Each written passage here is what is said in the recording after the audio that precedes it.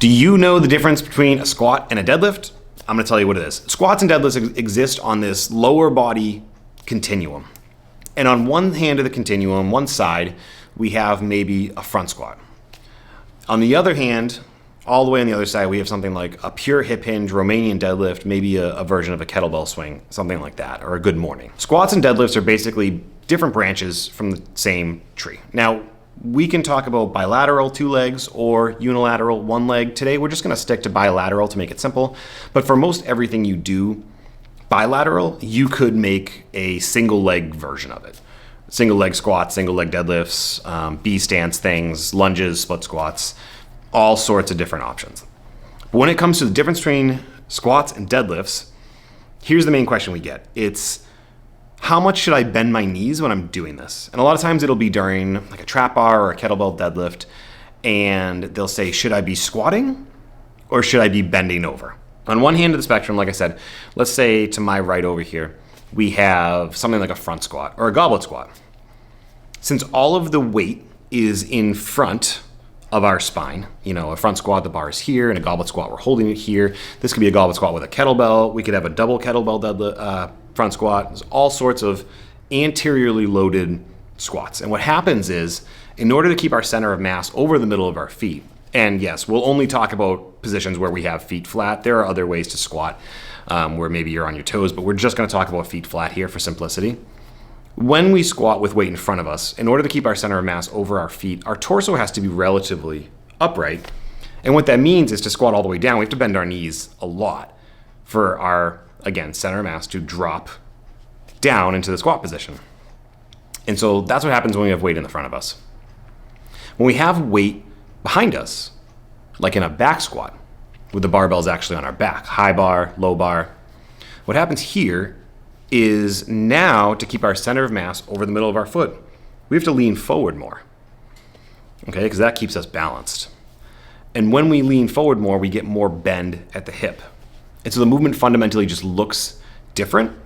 Front squats are a little more, let's say, quad dominant, because we get more knee bend and we're using those muscles more to drive the movement, versus a back squat, like a high bar or a low bar, where we're engaging our posterior chain a little bit more. Now, in most squats, if you sink deep enough into a squat, you're engaging both sides of your legs, front and back. But just for simplicity, in a back-loaded squat, we engage our posterior chain a little more. And then as we move down the spectrum, we get toward the middle, we get to something like a trap bar deadlift. Now, the thing about a trap bar deadlift is that since the bar is around you and not in front of you, like a straight bar would be, you can bend your knees forward more without pushing the bar out of position, because there's no bar to touch. It's, 6 inches in front of you, and so you can bend your knees more in a trap bar deadlift. When we do a trap bar deadlift, we get a pretty moderate amount of knee bend and a pretty moderate amount of hip bend, and it's a good little catch-all that really hits both the front and the back side of our legs really well. Now, along with the trap bar, another option here is a kettlebell, double kettlebell deadlift. The reason why is, again, because there's no barbell in front of us. We can bend our knees a little more. So that kettlebell deadlift can feel a little bit squatty, certainly more than a straight bar deadlift or a pure hip hinge would. And that's because the kettlebell drops between our feet or outside our feet, not in front of us. So again, our knees are allowed to bend a little more than they would otherwise be able to. So as we move down the spectrum, we get to, let's say, straight bar deadlifts, like conventional and sumo deadlifts. And in these movements, what happens is you can't push your knees too far forward, because that'll push the bar forward and you'll lose your strength because you lose your mechanical advantage.